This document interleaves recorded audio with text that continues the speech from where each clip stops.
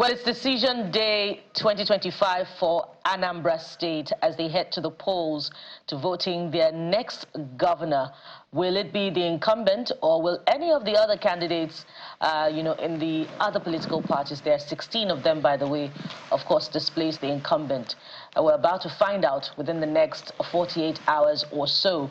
But it appears as if all is set, and we've been bringing you updates from Awka, to be precise, the community school where our correspondent Jeffrey Uzongo is. And, we've gotten a sense of the deployment of materials, and we've also seen the arrival of staff, whether it be INEC staff or security agents. We've seen them right there in Awka, where Jeffrey is. But we continue with our conversation this morning, looking at all of the implications of the level of preparedness of INEC for this particular election, this off-cycle election, by the way. And joining us is Mr. Kayode Adeluola, a senior advocate of Nigeria, who joins us virtually as we begin the first leg of our conversation on Anambra Decides 2025. Senior advocate, good morning and thank you for joining us on Anambra Decides.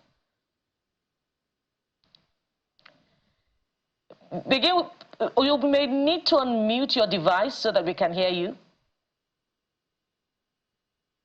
Good morning, thank you. Yes. Yes, before we begin to look at all of the legal aspects of, this conversation, let's get a sense of how you're seeing the commencement of, the exercise, the pre-commencement levels against the backdrop of what we've traditionally had in Anambra State in the past. Are you satisfied with the process? And, they say the morning shows the day. Does it give us a sense of how INEC will perform this time around in Anambra State?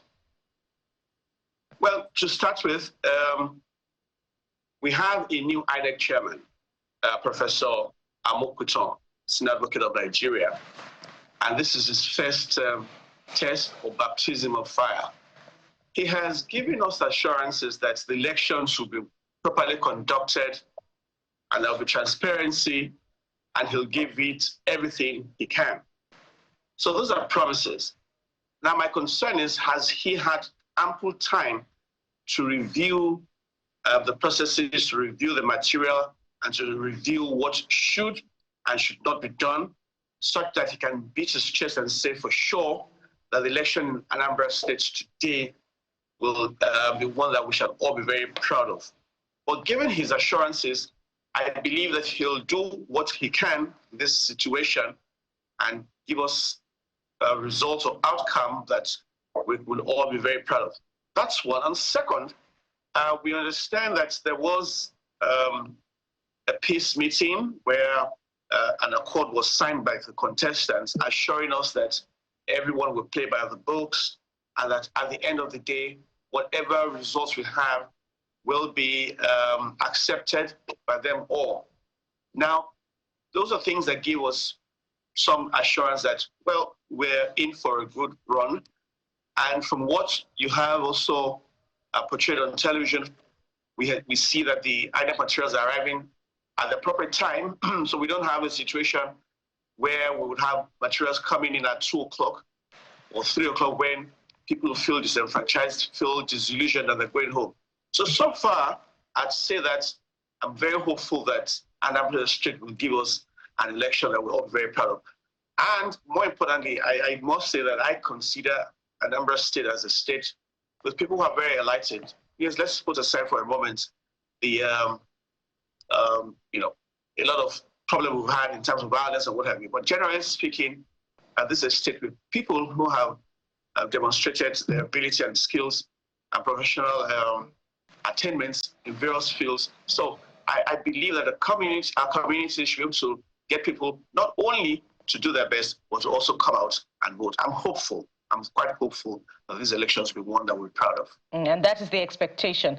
Let me quickly follow up on your first few points. You said it's the baptism of fire for the new INEC chairman, but some would say that he's just been appointed, and indeed that was the point that shaped his resumption, that indeed the other national commissioners had, taken care of the processes leading to Anambra election. Hence, we should cut Professor Amokuto some slack as far as the INEC election is concerned.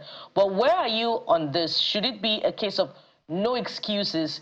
He's indeed the new chairman, and he has resumed a few weeks ahead of the Anambra election. I'd be very willing to cut him some slack, but particularly if we find situations where they're not issues of the heart and they're not issues of the head, rather they're just administrative lapses here and there that he's seen it's time to grapple with. I don't have any reason to doubt the integrity of Professor Amokuto, who I have every reason to believe that he's an upright person and he would do his utmost. But then again, when you refer to other INEC commissioners in various states and at the center, well, they are the same people who have conducted elections, and a lot of people have complained. Now, don't forget, elections are very touchy issues for us in Nigeria, and many people look at these elections as do or die. Unfortunately, it shouldn't be so, but then again, that's what we have. And so not many people are going to be willing to accept excuses or reasons from Professor Amokuto. But then again, I'm very hopeful that at the end of the day, even if we have a few lapses here and there, they will not be so bad as to give us concern or as to affect the outcome of the elections. Interesting perspectives, SAN. But there are a number of concerns that I would like you to speak to as the people go out to vote. A number of issues we have raised this morning. First of all, we've raised the issue of security, whether or not the people will feel secure enough. Bukola made a very, very instructive comment on that one, that the militarization of the environment, for one, which, beside the fact that people had been apathetic towards the elections, seeing so many boots on ground with guns in their hands and all, or rather arms, with them, might give people some kind of iffy feelings. That's one. Secondly, there's a history of voter apathy in the environment. Thirdly, there has been a history of delayed takeoff of the processes. Now, where our colleague Jeffrey is, we've seen that some people have been there. They have already started setting up and all of that. Whether or not it's spread across the state, as Bukola also mentioned the other time, that's another issue. Then there is an aspect that we rarely talk about while we are planning for elections, and that is what happens after the elections. There's one thing we tell the people, but then there is also the part where the people don't really have a role to play. Which of these issues do you consider instructive for us at this very moment? This is 8:06. And if what Jeffrey said is anything to go by, elections will start in about 24 minutes. Now, we understand that we're probably having about 40 to 45,000 policemen and security agents on ground. That, in my opinion, is very intimidating. We must begin to see security not in terms of people or personnel on ground as against technology. I'm sure that there must be modes of monitoring neighborhoods, communities, polling units, either by satellite, by drones, or by CCTV, such that people do not feel intimidated. Now, in an area, in a state where you've had so much in terms of violence, people seeing so many policemen with guns may feel intimidated and may also feel apprehensive that in the event of some trouble, guns may begin to go off. That in itself could be a disincentive. But then again, we don't seem to have the willingness to have the sort of technology that will enable us to have the coverage in terms of monitoring and security so that we do not have so many boots, like put it, on ground. That is one. Voter apathy is directly, in a sense, related to what I have just said. Voter apathy would happen when people think, first of all, oh, our votes will not count anyway, or well, I wouldn't going to go out there because I don't want any trouble, or well, I suspect that maybe some other people who they're watching who I'm voting for, and well, there might be reprisals after the elections. Now, those are things that we also need to consider. If we have had elections in this mood over time and we still have complaints, then it's time to do a check and a review of our mode and modalities. What happens after the elections? Collation, announcement, and what have we. Those are very critical areas.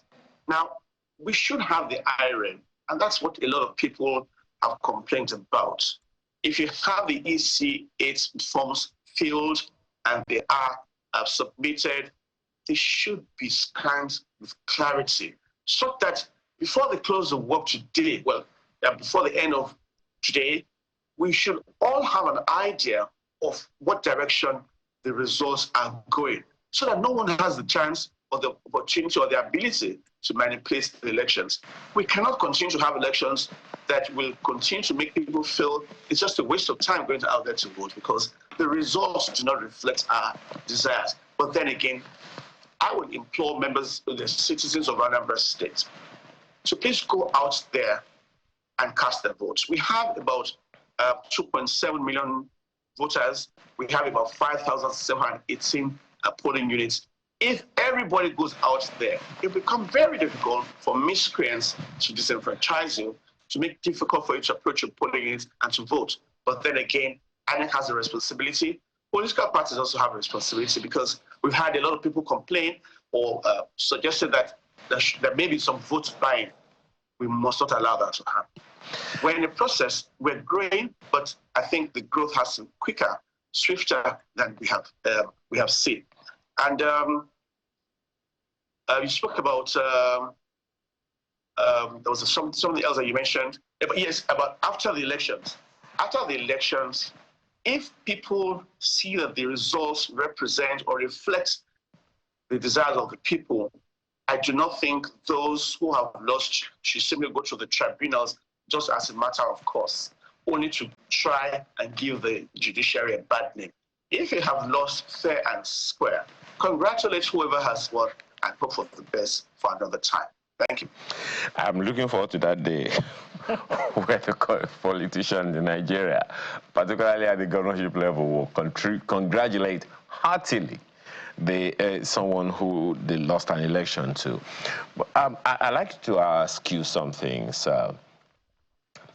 In every election, there are blocks of responsibilities. The voters have their responsibility. INEC, the electoral umpire, has its own responsibilities. Political parties have their responsibilities. And INEC, as the coordinator, engages logistics, engages security agents, pretty much. So essentially, we're saying there are three major blocks to every election. Oh, civil society organizations have their responsibilities as well, but we can just docket them with the citizens, the voters. Now, in all of these, it would seem like INEC has done its bit so far. Political parties are doing their bit for a bit because the only other thing they have to do is send party agents to the voting units, voting points, everywhere that they are supposed to be. Now, the voters have their own responsibilities. At this time, the people that we can say have the most important responsibility are the voters. And if history is anything to go by, the turnout for voters in Anambra State for the governorship elections was 44.4% of the voters. In 2003, it went to 47%. But in 2021, we understand that the mark was historically low at 10% participation, despite more than 2.46 million registered voters. Do you see this election being any different? Do you see any marked improvements in voter turnout this time? Well, if I were to answer that question, I'd probably be guessing. I don't live in Anambra State. I do not know how they feel. I don't know what efforts people have made, particularly political parties, to get people to come out to vote. But let me give you an example, and I'm going far away. When President Obama was contesting to become president, he reached out to people in a way that had never been done before. So everybody who wanted him to be president, even with their $1 or $2, sent it in, they felt a part of the whole process. There's something about carrying people along, and that is what political parties should do. But what we find is a lot of times political parties simply focus on their primaries, get their candidates out, they feel very proud of themselves, and they think that is it. And then whether people come out to vote or not doesn't really matter. I know that a lot of people believe that, well, if you don't have massive turnout, then whoever wins has not really received the mandate of the people. That cannot be correct. Because if voters have been given the opportunity to come out to vote, they have not been disenfranchised, they have been given ballot papers, they have their voters' cards, and they refuse to come out to vote. One, they make it easy for those who want to steal ballot boxes or disrupt voting at the polling units. Second, they don't allow their own votes to count. And in fact, thirdly, they may be allowing the wrong person to come into office. So voters have a crucial role to play, like you have said. But the truth is, we would hope that if, and I'd say if, we do not have the kind of voter turnout that we expect in Anambra State today, then it means that there's a whole lot of work for every one of us to do. The parties, the civil society, INEC itself, because there has to be a whole lot of sensitization of voters, of citizens as a whole, so that it's not only about the date of the election, that people then remember, oh, the election is going to be today, or it's going to be next week. Long before that, we should have people get interested, leaders of communities, leaders of places of worship, and what have you. But then again, we, and may I also say that you as journalists also have a role to play. That it's not enough for you to criticize the procedure, but well in advance, let people know that elections will come up.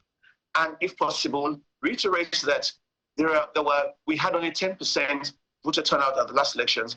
Let us achieve 50%, 70% this time, because we expect that maybe some people have gone on the jackpot train to some other parts of the world, or maybe some people have passed on.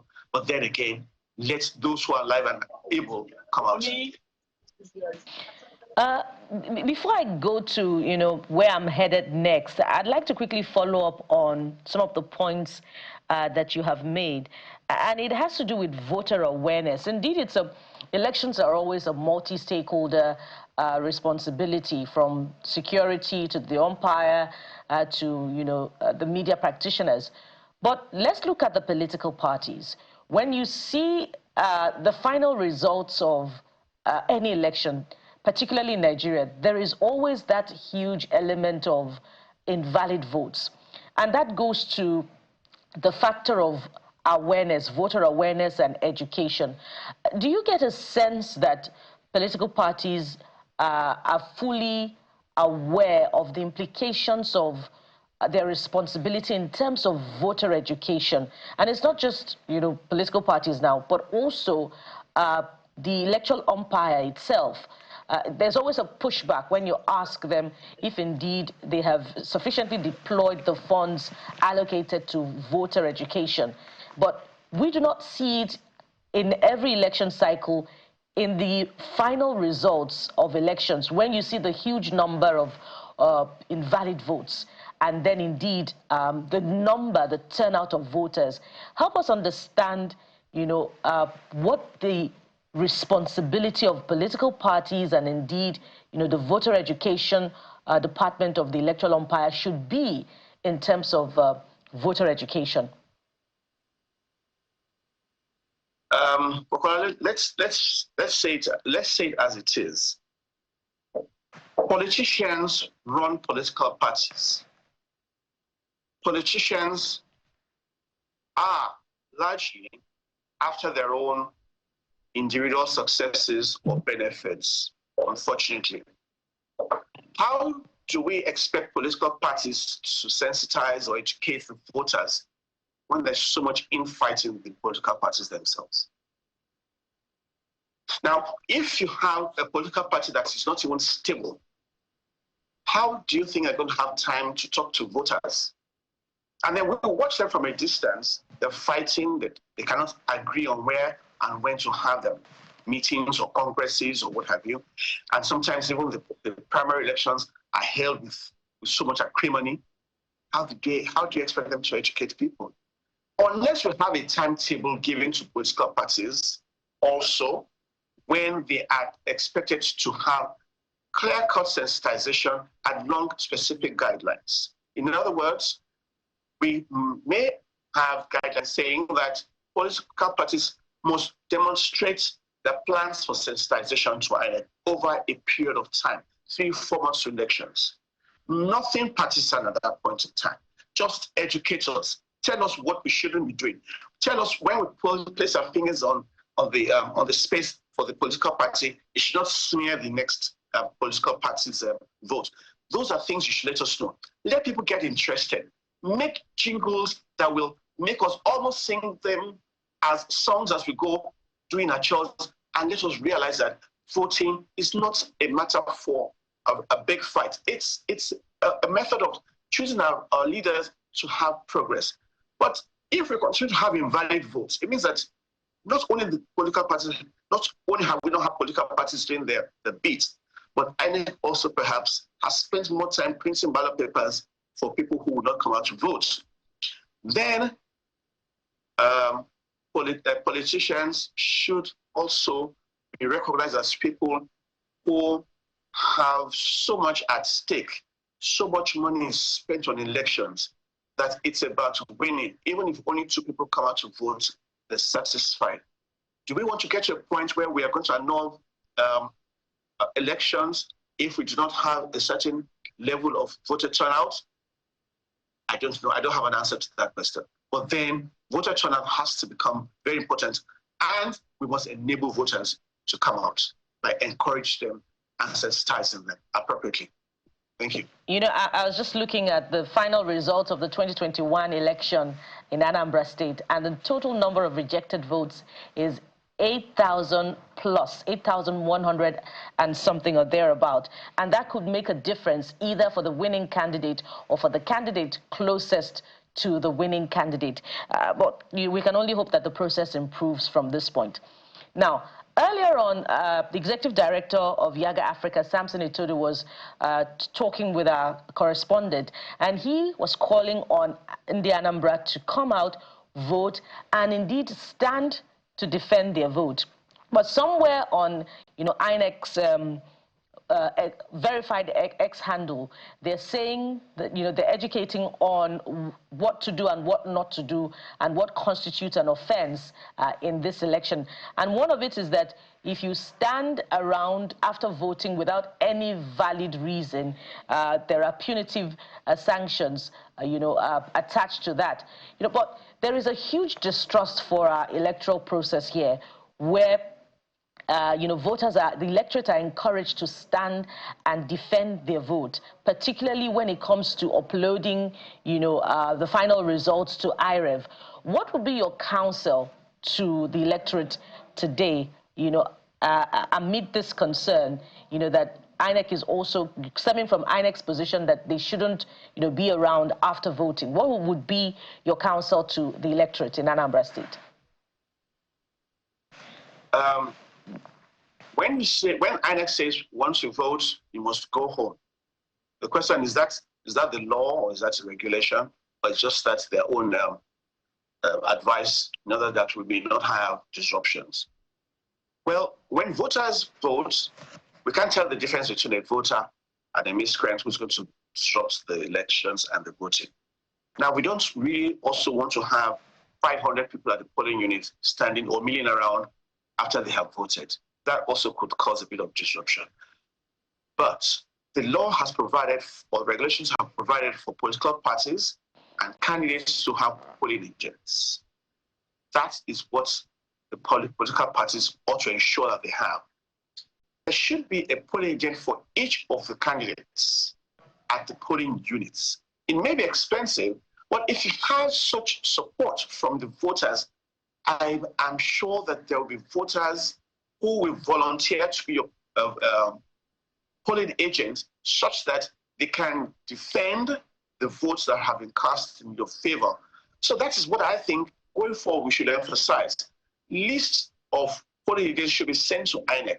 Let us identify them. But I do not think also that we should have so many people milling around. But then again, those who want to come and snatch ballot boxes have no respect for any of these regulations. So we're torn between two things. Should we have people milling around? I don't think so, because that could make it rowdy, unwieldy, and a threat.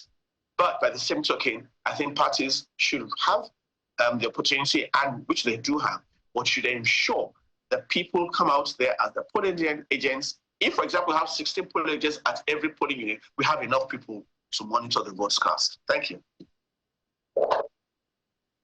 Polling agents, because our correspondent, Charles Opurum, speaking with us yesterday, said that the number of polling agents he saw at a meeting that was called for all political parties was just about 50% or thereabouts of the contesting political parties. 16 of them, but maybe just about 6 or 7 gathered at that meeting. How telling is that for you?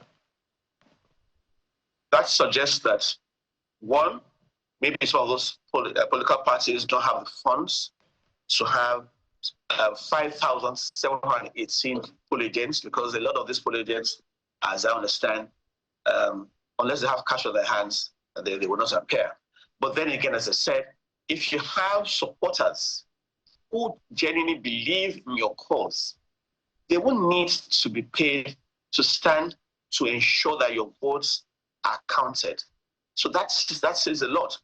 Then again, if we don't have enough polling agents in some of these places, as I said, we need to use technology. Technology to be able to monitor who has come to the polling unit, who has snatched a ballot box. Technology can tell us these things. Why are we refraining from using technology? But then again, people probably tell us, well, even if we are not very happy with the use of beavers and IRM, then what sort of technology are we going to talk about? But then again, there are people who have vast in ICT who can tell us that from the skies they can monitor polling units up to the end of the elections and tell us exactly what has happened. So I think we need to move in terms of technology rather than talking about people people monitoring or not monitoring. That's my view. Talk to us about the legalese that we may or may not have been following as we should, Mr. Delwola, particularly for this election. There's been, usually before some general elections, even some elections such as this, we have one political party or the other going to one court or the other to do one thing or the other, to stop one process or activate another and stuff like that. I don't think we have had much of that this time around. But then there are also certain processes that we just seem to manage through for one reason or the other. So in this particular process, based on the laws, based on the electoral laws and the constitutional responsibilities, how well have we done so far in this particular election? Speak as a professional and as a Nigerian. Well, as a professional and as a Nigerian, so far, so good. I'm saying so because what are we required to do?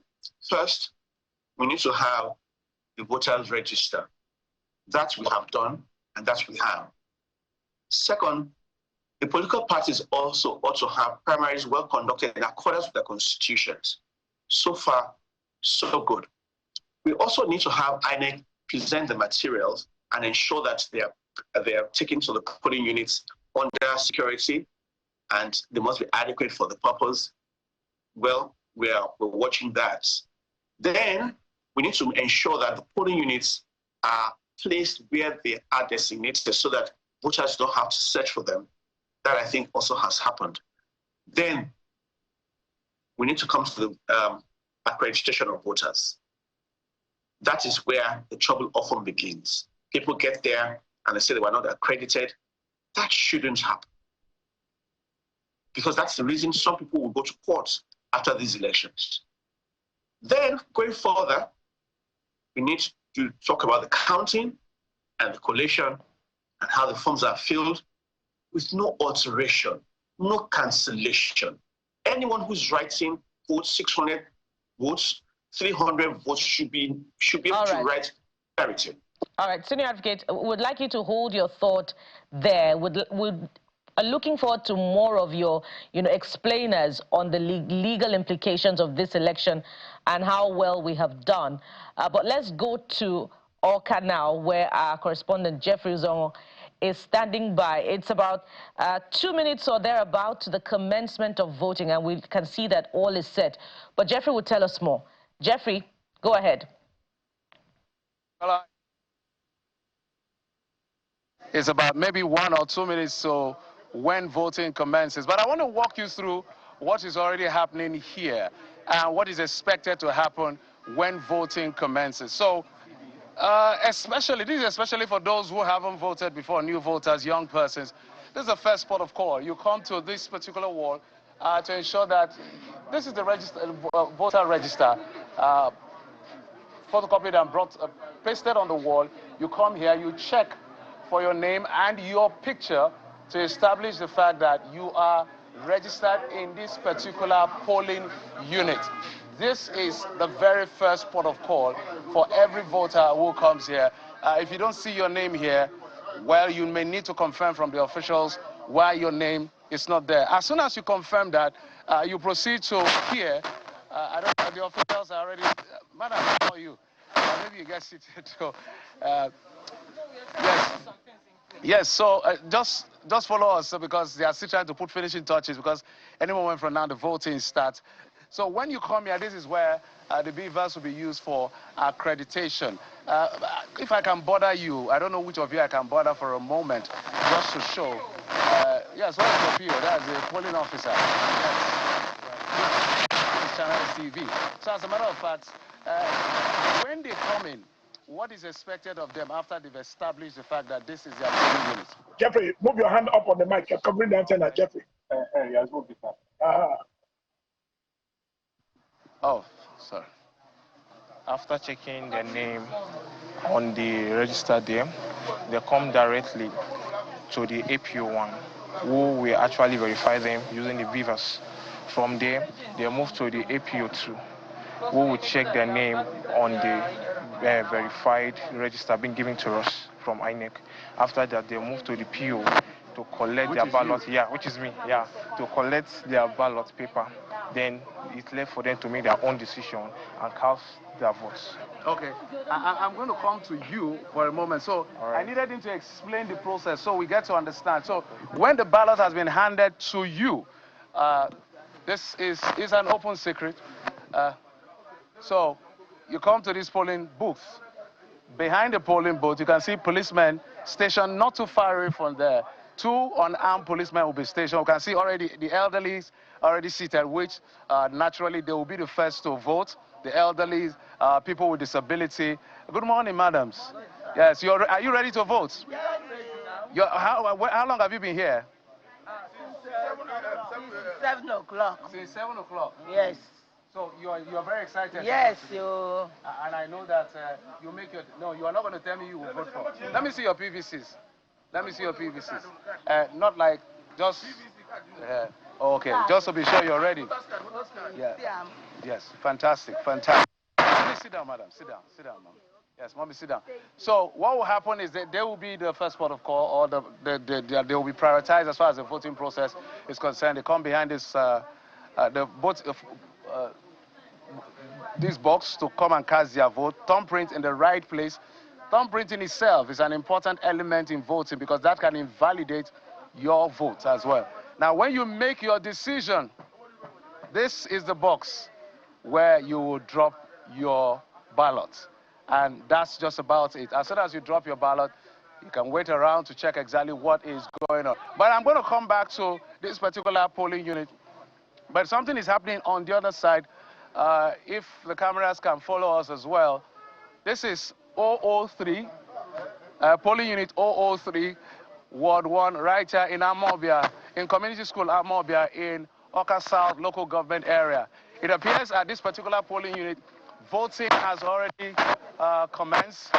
Just like we explained the first time, people are already checking their names to confirm You can see the presence of security officials. 2 of them are maintaining a certain distance. You can see the policemen are not armed, just to make sure that you feel safe. There's an NSCDC official. They have lined up. I can also see that INEC is doing its bit to make sure that the elderly are the first set of people on this particular line. So these 2 officers, before they get to the polling officer to get their ballot, will do all the verification process to ensure that this is the right polling unit for all of them. But you can see from what they have here, the beavers, before they start this election, they will display that nobody has been accredited yet for the sake of transparency. So the officials here will display that nobody has been accredited yet. Nothing has been entered here so that the people would not feel there's a foul play anywhere. So that is part of an obligation on the side of INEC to show transparency and credibility of the process, displaying this. Well, it's not on now. They know how to turn these beavers on. It's used for accreditation as well as snapping of the result from EC8A, which is the polling unit result that will be uploaded to IREV. IREV is an important part of the process. It's a viewing portal where wherever you are in the world, you can view this polling unit. What is this? What is it?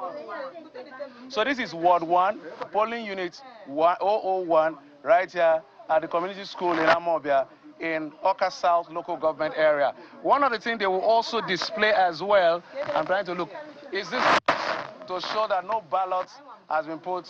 You know, we've had incidents of pre-filled results and all of that. They will display this to show that nothing has actually happened.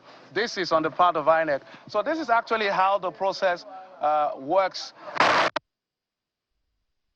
Follow through the process, making sure INEC is doing their work, the police is doing their work, and the voters are complying with the process. I'm personally looking out for persons with disability, looking out for the elderly, who I can see from here that they are priority given their age, so they don't have to stay under the sun. You can see, as young as I am, I was already sweating, so you can imagine the elderly having to deal with all of this. So that is exactly how the process will be. As we see from the other polling unit 001, this is 002. Let's walk. I think I can see another polling unit just to establish all of this. Let's see if my camera can get to that point. So that is polling unit 003, right here in this community school in Anambra. So there are 3 polling units here. They say 010, okay. We'll confirm that detail, but I know the other one is 001, 002. I'll be able to confirm all of this. So, Bukola and Ayo, I needed to establish the fact that the process is about to kick off. The moment we've all been waiting for. We call it a festival of democracy. It's about to kick off, where persons who have registered at this polling unit, who have already made up their mind, but they want to put some legal endorsement by voting, will be making a critical decision today as to who leads them in the next 4 years. We are hoping that the turnout is going to be better than it was in 2021, when we had just 10% of persons who collected PVCs and registered to vote coming out to vote. Is an abysmal number. We're hoping that today will be different. The projection, ambitious projection, is 20%. Whether we can hit 20, but the big one, if we cross that 20, that is a good number for all of us. But I'll throw it back to you, Bukola and Ayo, maybe come back later to talk with the analysts and give you update as to how the process is going right here at community school, where we have 3 polling units in Anambra in Oka South local government area of Anambra State. Bukola, Ayo. Well, no doubt a lot of work that you have done there, Jeffrey. I have to take note of the fact that the jacket is off. Yeah. Indeed. I just had to make note of that. And he'll be more comfortable. A lot more comfortable, right? Because, I mean, it's even early days. And we can just tell that, of course, number one, he's moving around a lot. So that when I say stay safe, please, Jeff, just stay safe in every ramification. But then while we're waiting for, that, elections have begun. That is what we are getting from people, as you have seen on the screen, as you probably still see in a moment or two. Elections have begun. in Anambra State today. We'll be giving you some other feed from different parts of the city as well, of the state as well. A good number of things we will also want to talk about would be, the issue that you raised the other time. What's it like in other parts of Anambra State? We have our correspondent Charles Oporom on ground. We have our correspondent Eitayo Kuteyi on ground as well, and one or two other persons. And we have Joy Odinye. We have Joy Odinye also. And of course, we've been interacting with Jeffrey, who also has someone else on standby. So at the end of the day, we see that the people have begun to, come in trickles, but we're expecting that this number would improve, beyond this point, such that the conversation we've been having about, low voter turnout would change this time around in this round of election in Anambra State, governorship election in Anambra State. I'm also looking at the positioning of the ballot box, Ayo. That has always been a subject of contention in other governorship elections in other states of the Federation, particularly because of either its proximity to the thumb printing area, that's the stand, the voting stand, or either its, lack of visibility where everyone can see. But I see that this is where it is, so it's not too far from, the thumb printing area. And as soon as you thumb print, you drop your ballot paper into the ballot box. If there is no contention at this point, then it's a good thing, particularly for these polling units, such that there is transparency in the process.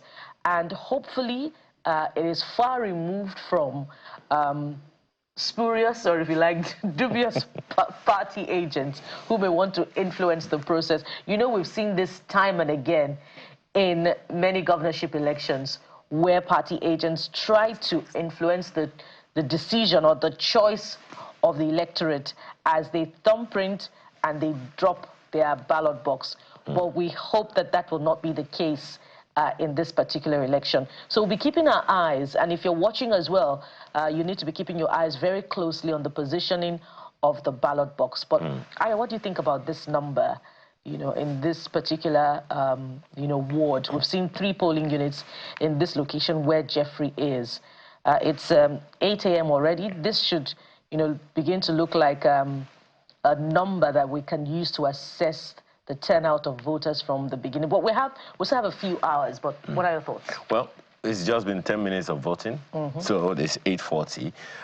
It's just been 10 minutes of voting. But it'll be good to, and if what Jeff said the other time, that we have something in the region of 200,000 voters in this area, let's just see what comes out of it. But the issue you raised about the positioning of the ballot box goes back to what I asked the senior advocate of Nigeria, Sakade Aderola, who is speaking with. Thank you, sir, for still staying with us. I was asking about the legalese the other time, and there is a prescription for how the ballot boxes should be positioned, how far or near it should be from public viewing and all of that. I don't know. It's part of what the question that I asked the other time about how well we've done in terms of that. I know that there are peculiarities for every polling unit. But then, is it that the law didn't factor in certain peculiarities, Mr. Ademola? Well, generally speaking, there's a provision in the electoral law, I think section 122, which talks about secrecy in voting. And that is, it says also that the polling unit must be such that,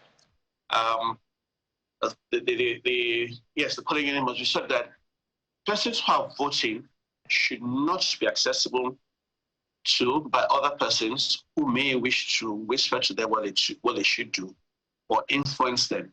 So in doing this, I think the polling officers should have been educated and advised on how polling material should be placed on the tables where they're going to be issued to the voters, and where the polling unit is going to be, for want of a better word, where they will be casting their votes should be such that when I'm going to cast my vote, whoever is at that in that vicinity cannot tell whether I have placed my vote, my thumb way down the sheet to give you the impression of who I'm voting for, or high up on the sheet of paper to also give you the impression of where I'm voting, who I'm voting for. But then again, I think the locations of some of these polling units also makes it difficult. For example, in the schools we have, they could give the voting material on the corridor of the schools and allow people to go inside the classrooms to cast their votes. That way, they're sure that there's nobody else with them. That is important because we need to have voters casting their votes and assured that they're doing so without any interference or inducement by anybody. Well, it's an interesting angle to it there. Well, you know, we did say that we have correspondents spread all across Anambra State. Well, Charles Operum, our correspondent, is also on standby now.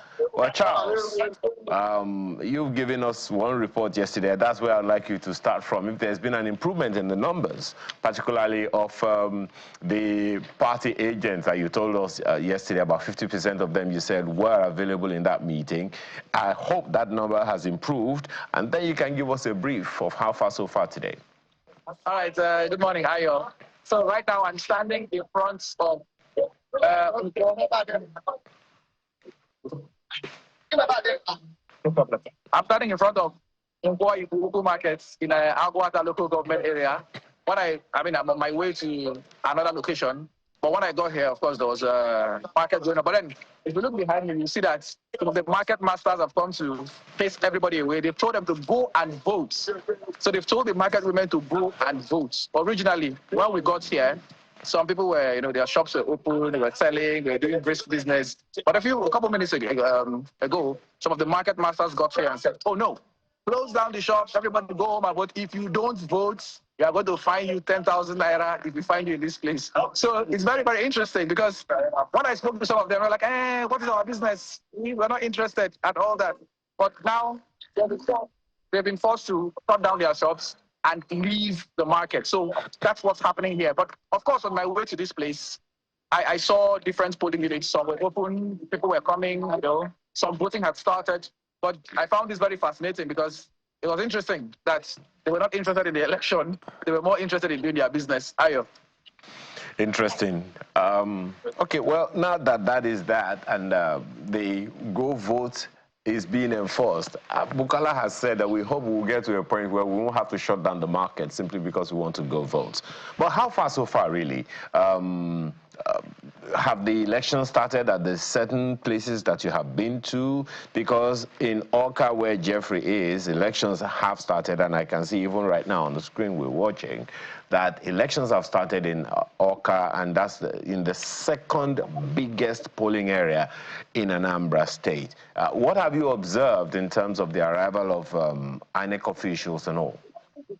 No, in some places, the INEC officials arrived. Like, for instance, in Amobia, where I was before, they arrived at 7:07 a.m. At Ekulobia, they had arrived in some of the polling units there, and down to this area. This is Ibuku.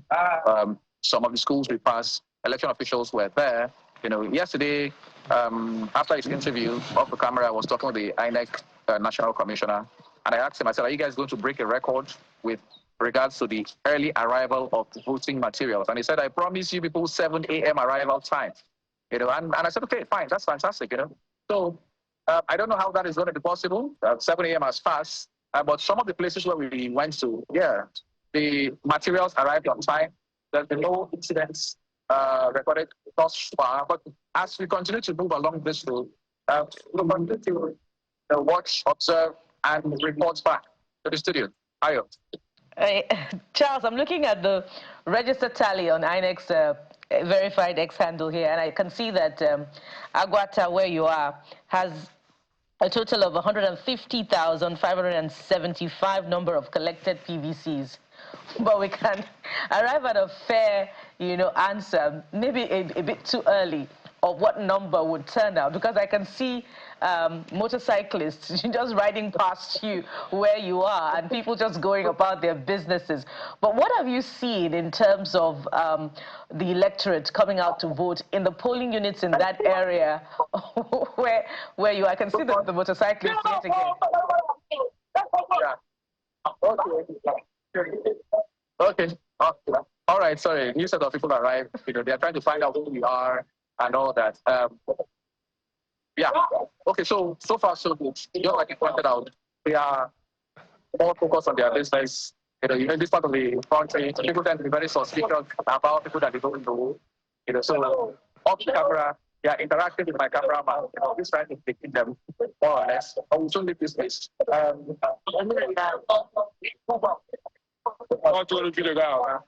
Sorry, we have to go now. We have to go. Yeah,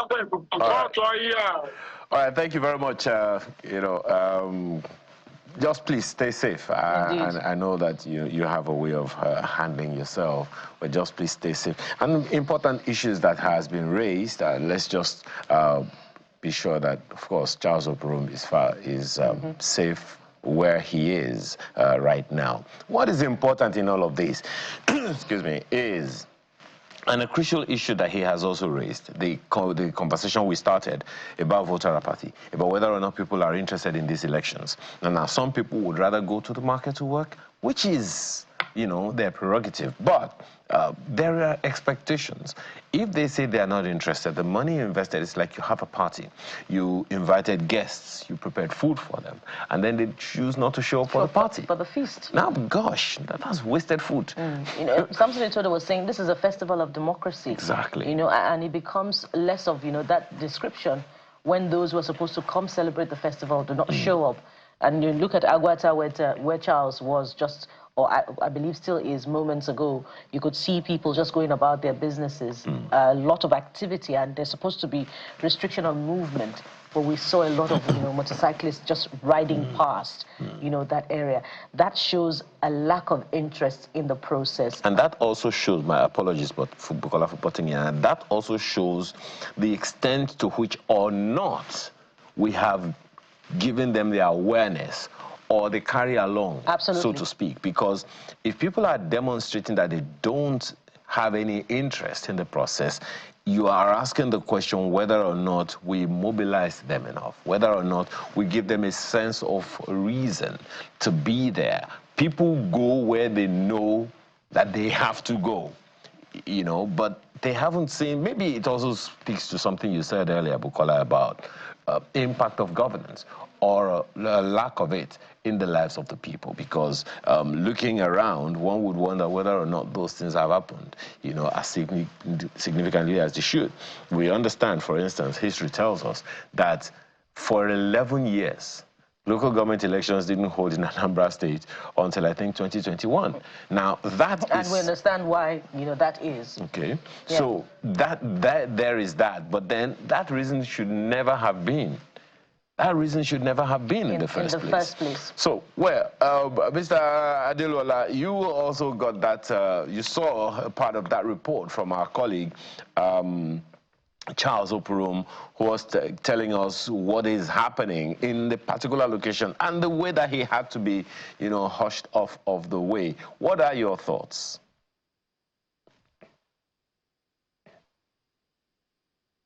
They showed us in a nice little way what is likely to be happening there. They had to get off camera. He had to quickly leave because I could tell that there was a bit of a threat there. And if that is what is going on with a TV cameraman and a correspondent, what's likely to happen to those who want to go and vote? It's early hours, and I think all eyes should be open, and we should monitor what's going on very closely. There are people who are not interested in voting, perhaps because they don't trust what the outcome will be. But there are also people who obviously may not be interested in voting because they feel they're going to be intimidated by some other individuals. And from the report he's just given, it dampens my hope that I had expressed initially. But then again, I keep hope alive, and I hope that the outcome will reflect the the desire of the voters. Because people say hope is not a strategy. It's the only thing we have sometimes, Mr. Adilola.